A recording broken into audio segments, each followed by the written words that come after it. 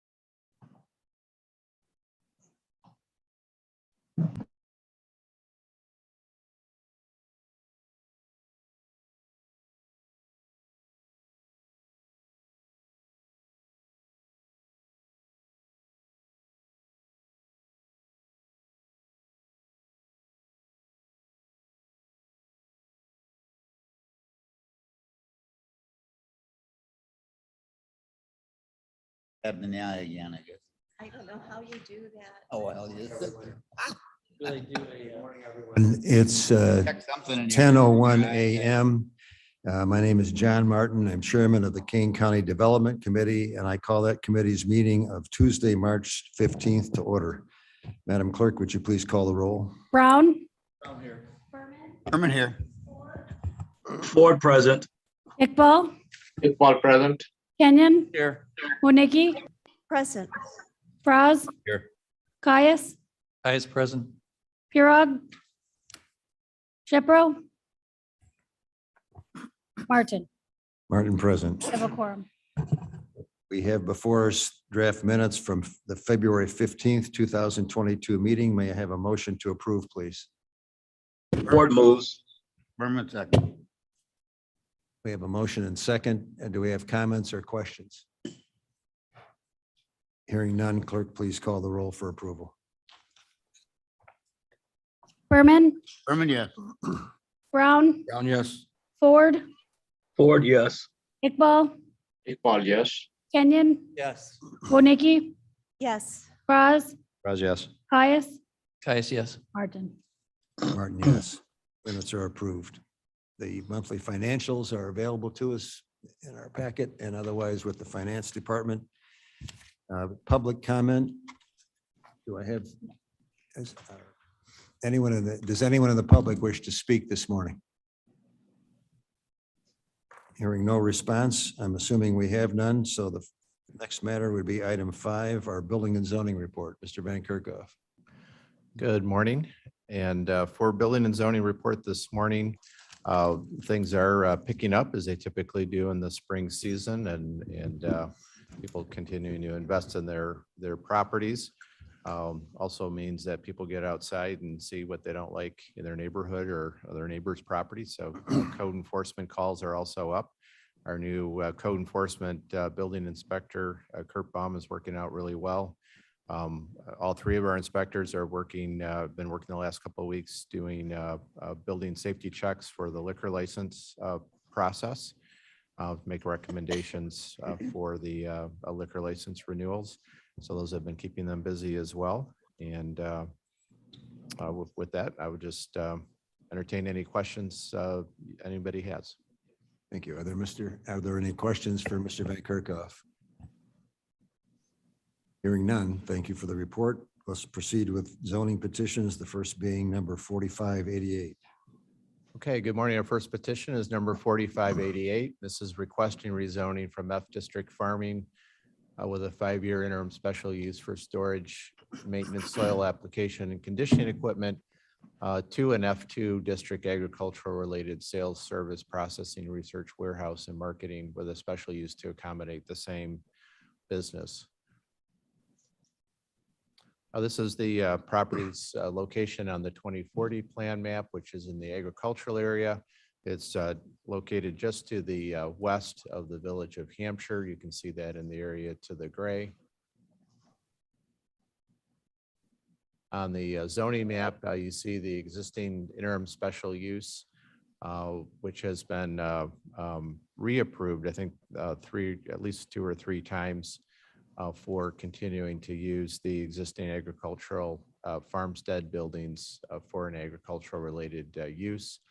There is an F2 immediately across the street, but it's predominantly around other F-zoned agricultural uses. Here it is on the aerial. Again, you can see it's basically comprised of an existing farmstead surrounded by farmland. Here's another close-up. Another close-up of the site. The site does have an existing residence, and he has 2 agricultural buildings. You can see some of the equipment parked there. The company that has been using the site and has had the interim special use all these years actually takes material from a water reclamation process, organic material, and then that is sold and delivered to farmers. Thank you. For use on the farm fields. Here is their site plan for their equipment storage, use of the buildings and use of the home. Staff recommended stipulations that they have. The site has had a stormwater permit issued in 2016. Additional improvements added to the site since January 2002. No new improvements are proposed by the petitioner. King County Division of Transportation wants to verify that the right-of-way 60 feet from center line has been previously dedicated. The rezoning will allow this continued business use on the property instead of having them renew every 5 years. Staff recommended to the petitioner that they go ahead and get an F2 since this has been a good situation for that use. And Center Growth services are used by King County municipalities and our farmers. So it really is a synergistic business for our communities. Regional Planning Commission was not applicable. Zoning Board of Appeals approved with a recommended stipulation, and it's before you this morning. Motion, please. Caius move. Mr. Caius moves. Fraz second. Mr. Brown seconds. We have comments or questions? Just a quick question. I'm sorry, Mark, I might have missed it. How big is the parcel? How many acres? It is 5.4347 acres. Okay, So it's just over 5 acres. okay, thank you. Any other questions? Mr. Fraz? When I first looked at this, I was a little concerned because it looked kind of like a heavy construction company, but yes, Synagro, it is an ag-related business. And also it's important to note this is a 5-year interim special use. So if something does go south on this, the staff would have options in the future. So I would support it. Mr. Van Kerkhoff? Yeah, I just wanted to clarify for Mr. Fraz, at this point, they're not requesting an additional 5-year interim special use. They're requesting F2 zoning. Oh, I'm sorry. So for they're the going ag-related. from special use to F2? Correct, yeah. Thank Instead you. of having them come back every 5 years. In this case, we feel like they've been a good, they proved themselves as a ag-related business and a good operator. So we have a track record with them and staff's recommending, so I'll support it. Correct. Objectors? Mr. Chair. Mr. Caius? Caius. Yeah, on the item 2 there, the stipulation is that no outside storage will be associated with building B. I guess I was a little confused. B is the southernmost building, is it there? And is it a house? Is that why they?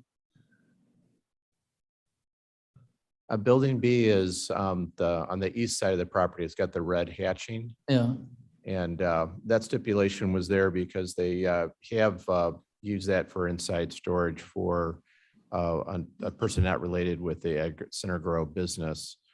So the stipulation is just to make sure that that doesn't develop into another ancillary business that's not part of Center Grow.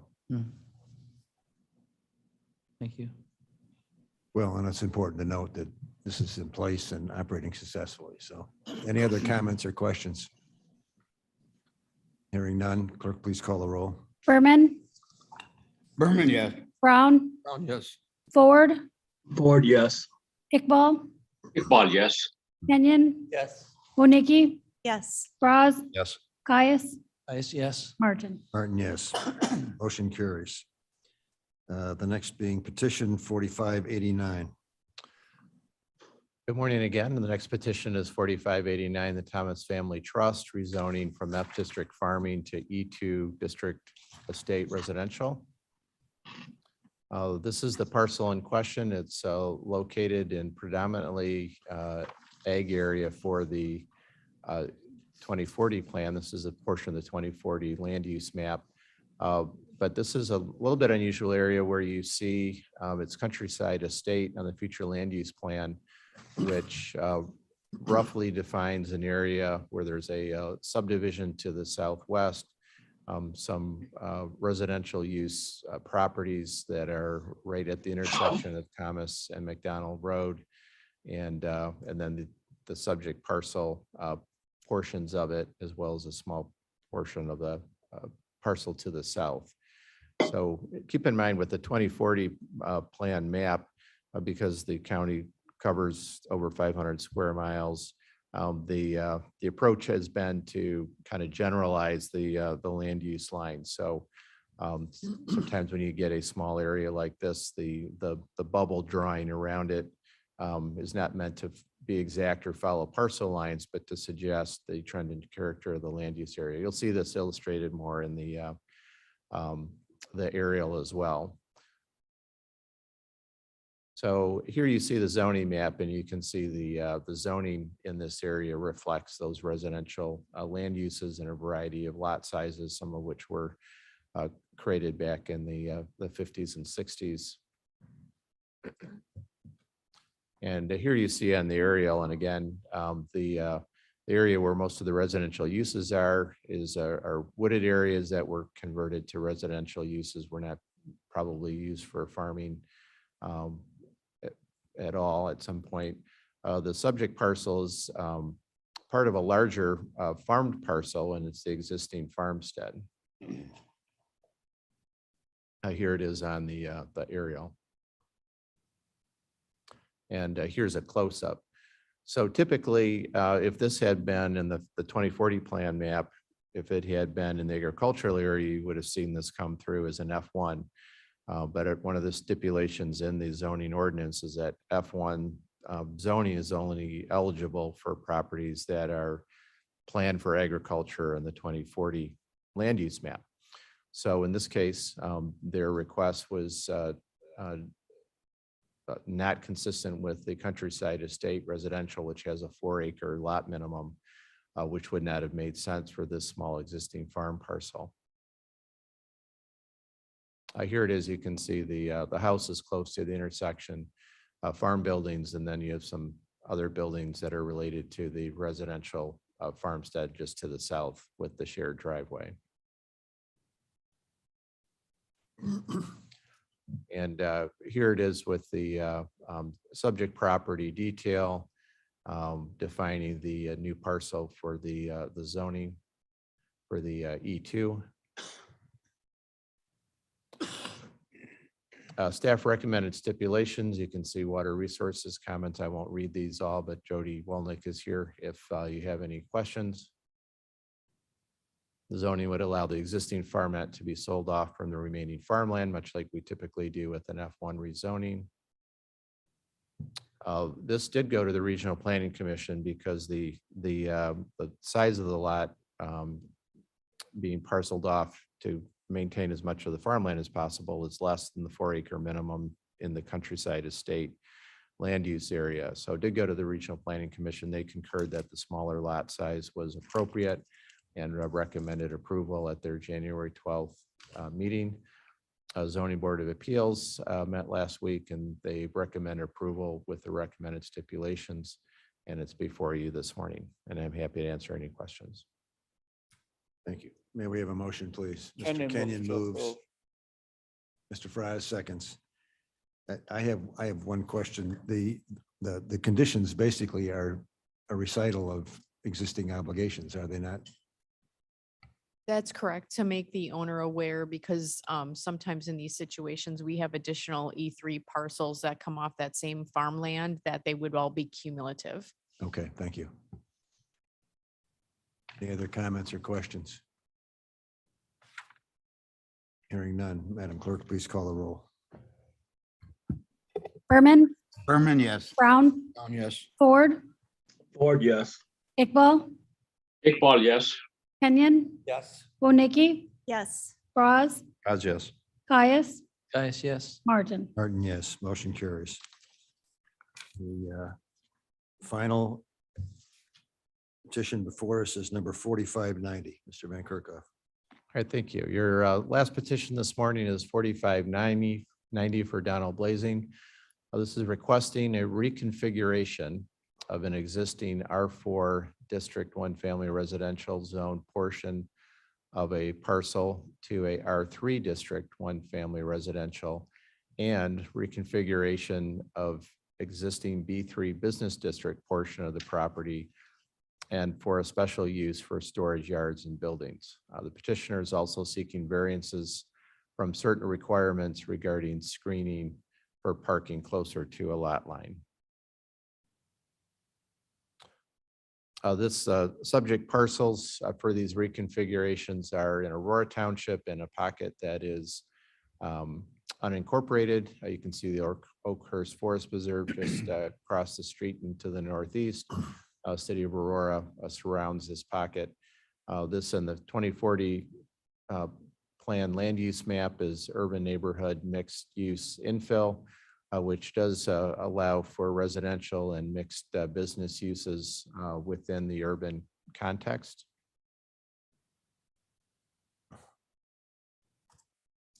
Here you see it on the zoning map. You can see a lot of that area is zoned R1. The particular pocket here with the subject parcel is surrounded by some F zone district parcels. And it's key to note in this case that the existing zoning on the parcel actually has 3 different zoning lots on the same parcel. R4 for residential use that exists up near the street on Fifth Avenue, an existing B3 without a special use that exists in the midsection. And then the southernmost part of the property is still zoned F district farming, as the surrounding lots are, which are mostly used for residential uses. And then you can see the very south end of the property butts up against homes that were approved and developed by the city of Aurora. Here you see it on the aerial, and you'll get a close-up, but you get a sense for the overall context. Here's a close-up again. You can see the existing, they're proposing R3 and the B3 that roughly coincide with the existing uses.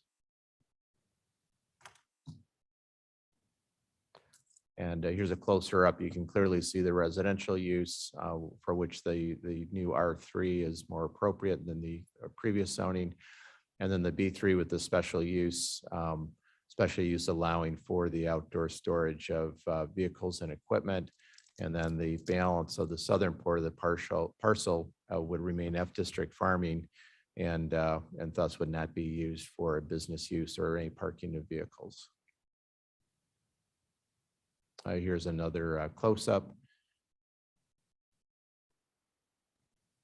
Here's the current zoning configuration. You can see there's a little bit of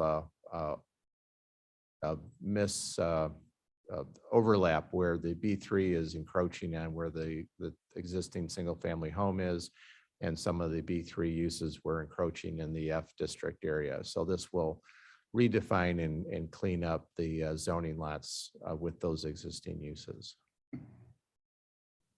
And here is a site plan. I do want to note that this petition is being brought forward by Donald Blasing, was owned by his father for many, many years. And this is a good example of cooperation by the family and the estate to clean up some of the issues that have existed on the property in the past. Here it is with the survey defining those zoning lots and clearly indicating the areas relative to the existing buildings and uses. But it's kind of a close-up. There's a zoning parcel 3, which will be F district farming. So Kane County staff recommended stipulations, water resources. This neighborhood has historically experienced flooding issues. I want to commend Jody Welnick and her team for their work with our department and others in dealing with the drainage issues as well as the land use concerns. Stormwater permit, including detention B&P, would be required for any additional impervious area on the site, regardless of the size. A depressional storage along the east property line shall be maintained. No fill is allowed in this area. A flood route between the house and shop across the gravel axis shall be maintained, and no fencing allowed on the west property line between the house and the building. And these stipulations will make it very clear for future users of the property what can and can be done to help protect the existing drainage issues in this area. Division of Transportation would like a conveyance of a 33-foot right away from the center line of Fifth Avenue. Staff recommended findings of fact is that the reconfigurations through the rezonings will bring the existing and proposed uses into conformance with the zoning ordinance. And happy to answer any questions. I believe the petitioner may be available to answer questions as well, or Jody Welnick if there are around the drainage issues. Thank you. May we have a motion, please? Caius move. Caius Wonecki moves. Ms. seconds. Wonecki seconds. I have a question. The multiple zonings on one parcel are not creating a circumstance where they can sell them off as separate parcels. Am I correct? That's correct. This was being maintained as one single parcel. We have a few other locations in the county where there are multiple Seen that zoning before. lots. That's why I was, But if they were going to sell them off separately, they would need to go either use the Plat Act or go through a minor subdivision well, there's all process. kinds of issues on access and everything else for the back two Oh, yeah. plats where they to do it, but I just. Correct. Yeah, at this point, they're not requesting that, but it And does. and one last question of me, what was the nature of the objection? I think, wasn't there an objection from a neighboring property owner? All right, or wrong. I guess, yeah, area property owner was listed as an objector. Yeah, my apologies. I was on vacation last week during the zoning hearing. So if Keith Burkout, are you on the line? Keith, Yes, I'm on the line. Can you hear me? we can. Okay. Yeah, I'm looking in the file now. Bear with me for a second. I believe was concern about the impact on property values. See if I have that with me here. And just so I'm clear, the youths is in place, has been for years, and it's going to continue at its present intensity. Is that correct? That's correct. Okay. Is that your final interpretation, Keith? Yes, the gentleman lived in the south in that, I think it's called Hometown, that development to the south that's in the city of Aurora. And basically was concerned about the impact on property values in the area to have the business uses. Okay, thank you. And if I could add to that concern, this does help clean up and establish one of the issues that had been with the property. I'll go back to the aerial here.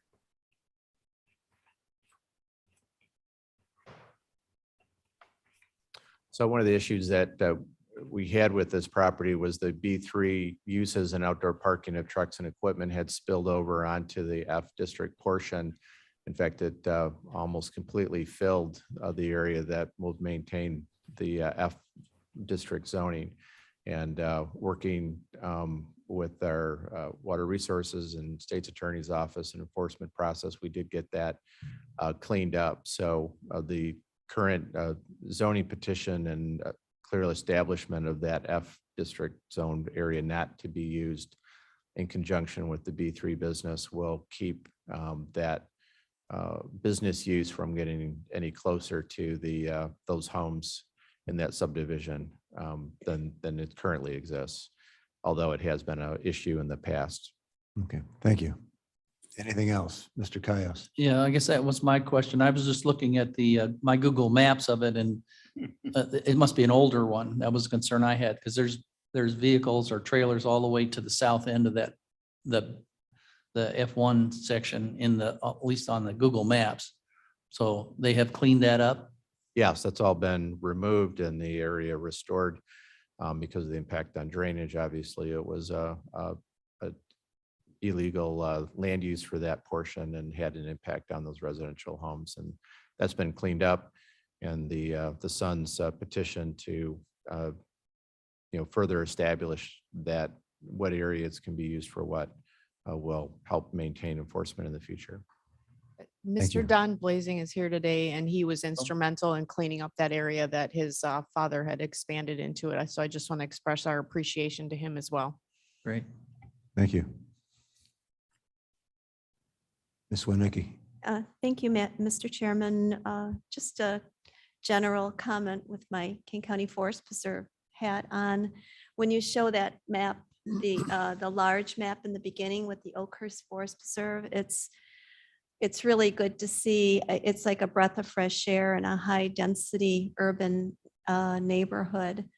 And as a commissioner, I'm very proud of that. I think it looks great. Gives them a lot of open space and recreational activity. Thank you. That's a great forest preserve. Yeah. That's for Mavis if she's still on. Anyone else? New and improved. Yeah. Hearing no further comments. Clerk, please call the roll. Berman, Herman, yes. Brown, Yes. Ford, Ford, yes. Iqbal, Iqbal, yes.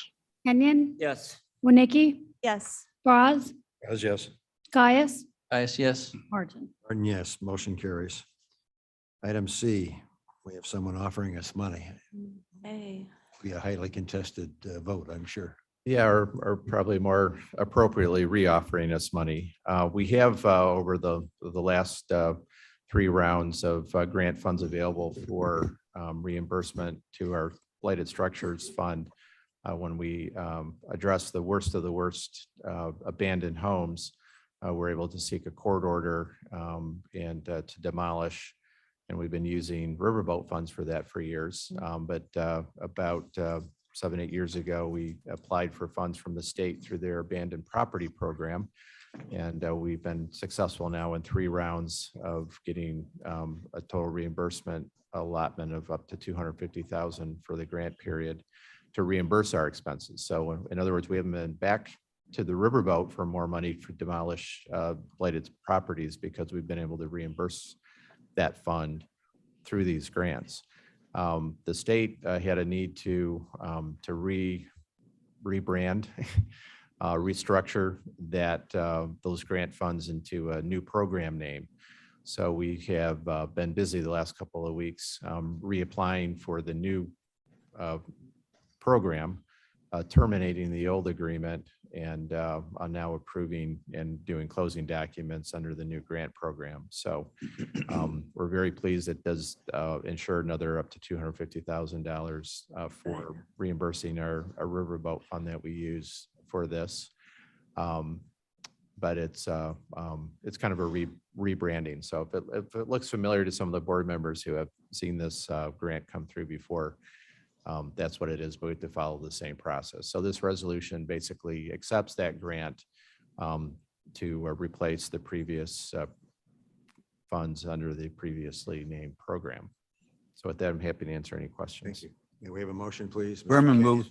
Berman moves, Mr. Kenyon seconds. Do we have questions or comments? Comment, sir. Yes, sir. This goes under the heading of a no-brainer.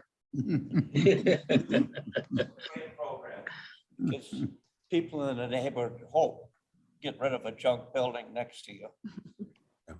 Any other? Same Mr. Caius? ditto, worked well. We just, when I was newly on the board, we had a property up in Algonquin that this served the perfect purpose for. And that property was rehabilitated and the neighbors enjoyed that it was cleaned up and salvaged. I have a question. I think, I know we lien the properties we demolish or orchestrate such that if the property is sold, we get reimbursed. Do you have an offhand recollection? I'm going to sneeze. Bless you. Bless you. Do you have an offhand recollection of what the economics are to date on that? How much we've recovered from what we've Bless you. spent? Sure. So to date, I don't believe we've been able to recover any of the funds. None of the properties that we liened have been sold. But we do place a lien on the property for the amount that the county spent on the demolition for those eligible funds. So when they do close, we would get reimbursed and those funds would go back into the Riverboat funded fund for blighted properties.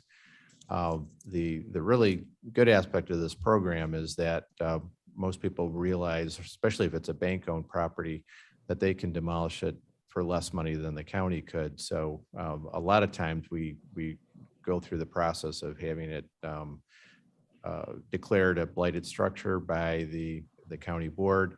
Our state's attorney files the appropriate court documents, and then it gets either rehabilitated or torn down by the property owner before we even have an opportunity to, or the need to demolish it with county funds. So it's a great leverage program to get these properties cleaned up even without us having to spend the money.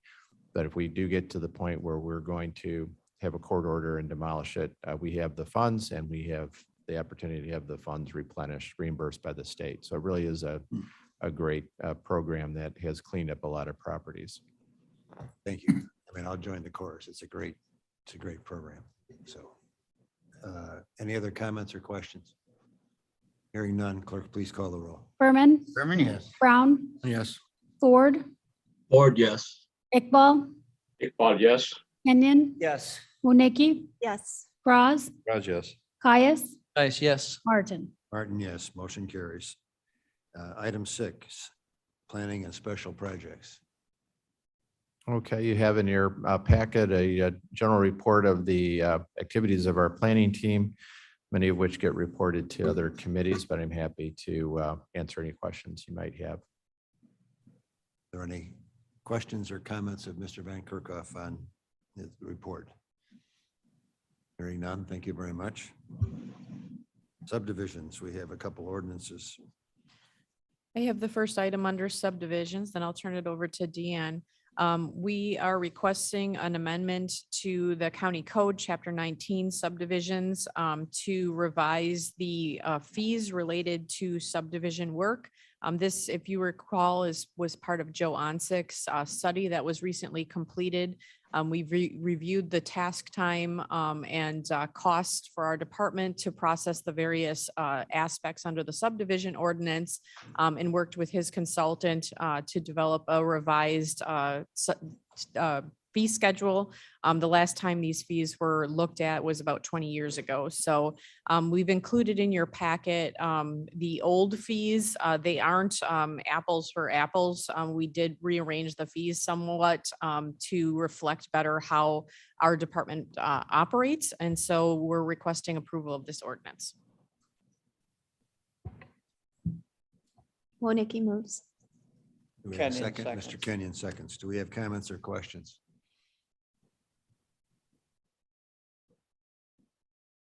Hearing none. It's about time we did this. It's been 20 years. So good, we're moving ahead. And I think it's important to the citizens of the county that we in fact benefit from people who are economically benefiting from their activity in the county and that those costs be reimbursed. So that having been said, if there's no other comments, clerk, please call the roll. Berman, Berman, yes. Brown, Yes. Ford, Ford, yes. Iqbal, Iqbal, yes. Kenyon, Yes. Muneki, Yes. Braz, Yes. Caius, Caius, yes. Martin. Martin, yes. Motion carries. Mr. Chairman, Shepro, Mr. Shepro, you're recognized. I just, quick question about that. I seem to recall that long ago, which is the last time I probably paid attention to it, the fees were payable at the end of the process. And I wondered if that was still true. Deanne Orlick, I'll go ahead and answer that question. The fees are paid as they go through the process. So in other words, say a subdivision does not gain approval and won't go past the concept plan, we certainly don't want those fees lingering out there for someone to have paid them and then be having to get reimbursed from the county. So, and not only that, but changes frequently occur after the concept plan. It may end up being perhaps a 4-lot subdivision instead of a 2-lot or something along that line. So it's hard to determine some of those fees up front. We kind of provide people with a worst case scenario as they step through the process, but they're kind of paid as you go. But for example, the concept plan, do you pay $750 when you submit your concept plan or when it is approved? You pay it for each submittal because a concept plan is per submittal. So if it takes a few efforts to get that concept plan through this meeting right here, you'll have to reapply and come in with a revised plan based on comments that were received. Now, once you get past the concept plan and go into, say, a preliminary plan, the issues are pretty ironed out and it may be more of a formality at that point in time. So that's a little more steady. So that's only a single payment for the preliminary plan. Now, if the preliminary plan ends up coming in and has to have 5, 6 revisions on it, we do have a mechanism in which we can recoup some of those costs for re-reviewing plans. Thank you for that clarification. Thank you, Mr. Chairman. Thank you. Deer Pond Wood. Oh, wait, we haven't voted yet. Any other comments? I think you did vote. They did. Oh, I'm sorry. I guess I got confused by your question. I didn't get my question in time and you graciously allowed me to ask it anyway. So you were out of order. All right. I shouldn't have allowed that. You shouldn't. Now let's talk about Deer Pond Woods. Good morning, everyone. We're over in Deer Pond Woods today for a couple of the next items on the agenda. They are both easements, vacations of easements and dedications of new easements. If you'll recall, Deer Pond Woods is over off of Randall and there's Red Gate Road up here. We're down in this area of Deer Pond Woods today. We're in lots 11 and 10 in Deer Pond Woods. Lot 11 is desiring to acquire a bit more space from lot 10 because their driveway does not fit on their proposed site plan. So lot 10, the owners of lot 10 and lot 11 have agreed to go ahead and vacate the easement that lies along that property line, move the property line, and then rededicate easements as they need to, so they'll each have enough area on their parcel to construct the proposed home sites. So this amendment does not increase density. It's been approved by all the neighbors as well as jurisdictions. Following approval today, the Plat Act will realign that property line. And for your information, Mr. Ziegler's in the auditorium if you have questions for him. Thank you, Mr. Fries. Fries moves. Second, Caius? Mr. Kyle seconds. Mr. Fries, comments. Yeah, I'm real familiar with this development. They're very large lots. If you look at it, you know, our minimum lot size for well and septic's 1.25 acres, and these are either double or close to double that.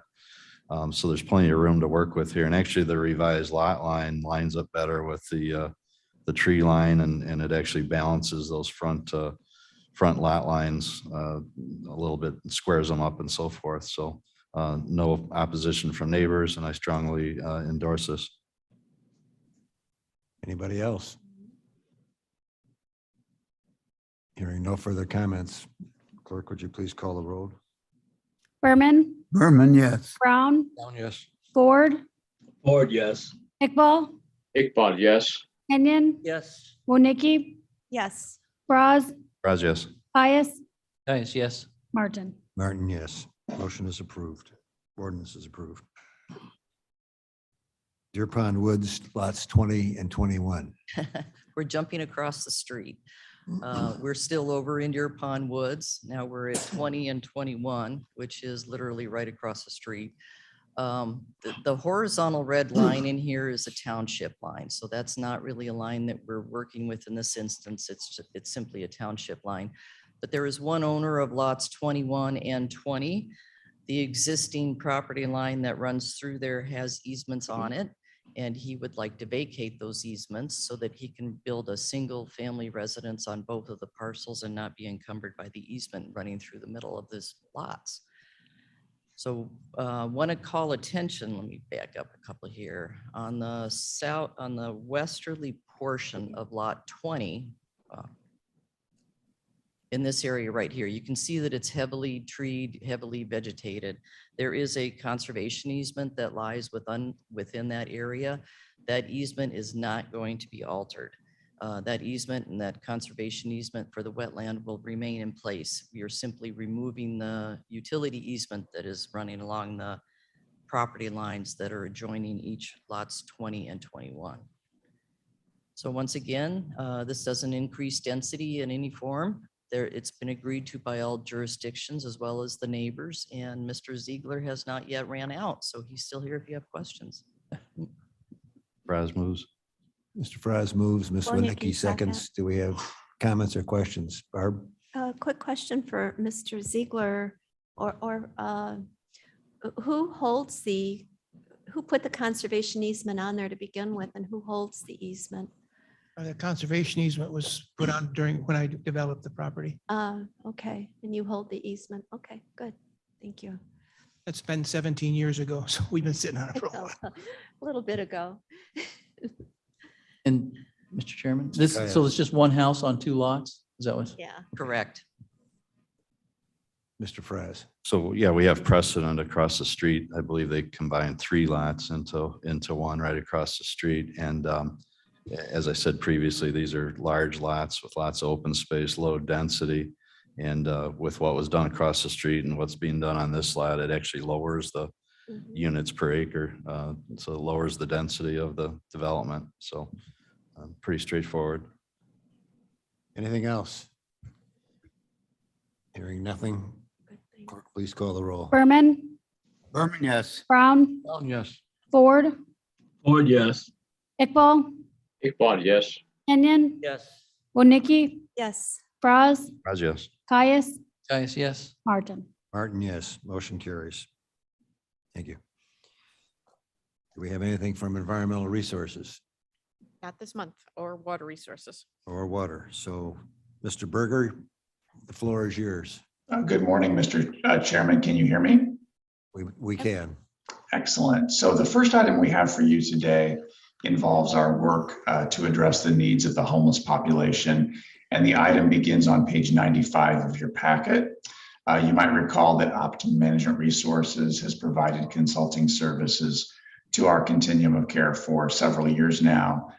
Basically, they assist us in securing federal funding to support a variety of projects, including supportive housing projects up and down the Fox Valley, our homeless management information system, otherwise known as HMIS, as well as our planning funds that support the administrative expenses associated with our continuum of care. Every few years, we do conduct an RFP for these services, and we recently did just that. We received one proposal from Optimum Management Resources.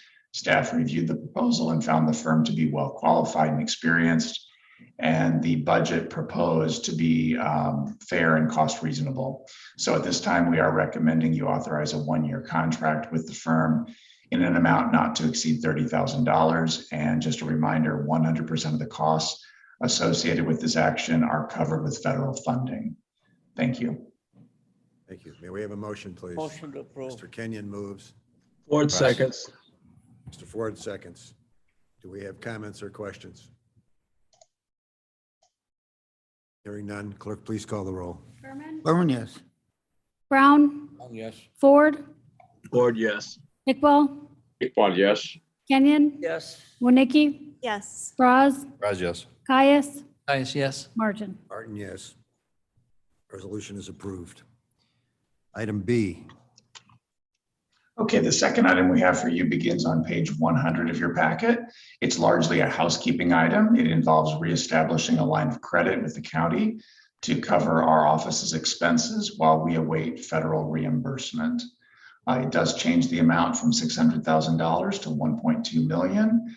This is an acknowledgement of the fact that our office has taken on considerably more awards than we are normally accustomed to.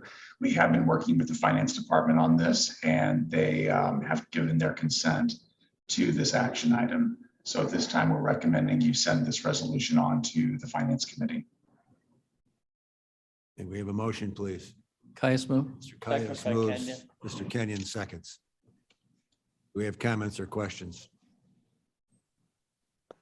This is essentially a line of credit here to keep life moving while we're waiting for payment from the government. Hearing no further comment. Clerk, please call the roll. Berman, Berman, yes. Brown, Yes. Ford, Ford, yes.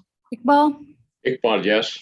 Kenyon, Yes. Winnicki, Yes. Braz, Raj, yes. Caius, Caius, yes. Martin. Martin, yes. Motion carries. Is there any new business to be brought before the committee this morning? Yes, we have the description of the development committee itself that's located in chapter 2, section 48-2 of the county code. I can just give a little bit of background here. The description that's currently in the code is also in your packet.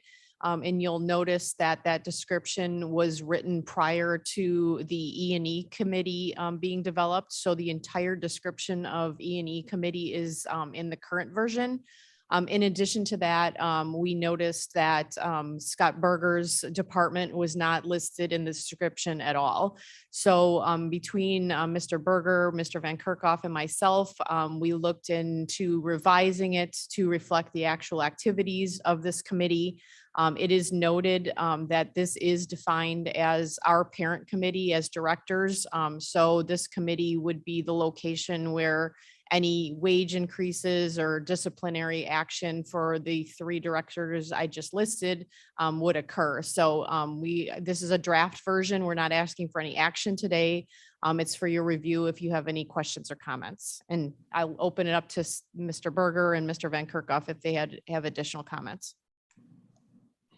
Do we have comments or questions today? As you'll all recall, this is completion of the assignment that all of the committees and their respective departments put together descriptions that bring them into compliance with reality. So are there any comments? Ma'am, I thank you for the effort. There's a lot of activity under one umbrella here, so.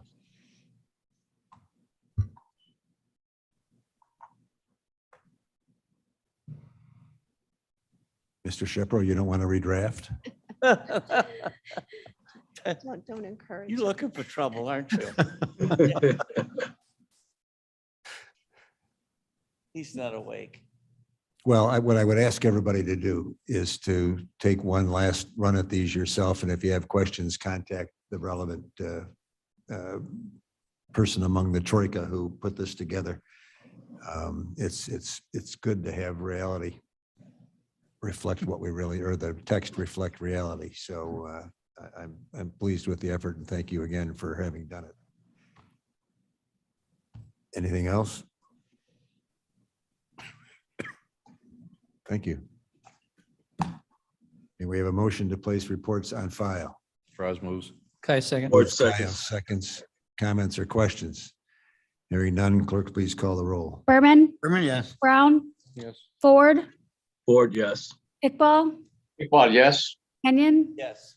Winnicki, Yes. Braz, Raj, yes. Caius, Caius, yes. Martin. Martin, yes. We have no need for executive session, and we have the Kenyon motion, please. Kenyon, motion to adjourn. Hey, Mr. what- Sturgis should notice how these 2 committees conduct their business quickly. And we have Berman, second. Berman seconds. All in favor? Aye. It's over half an hour every month. Adjourned. I know. Who search us?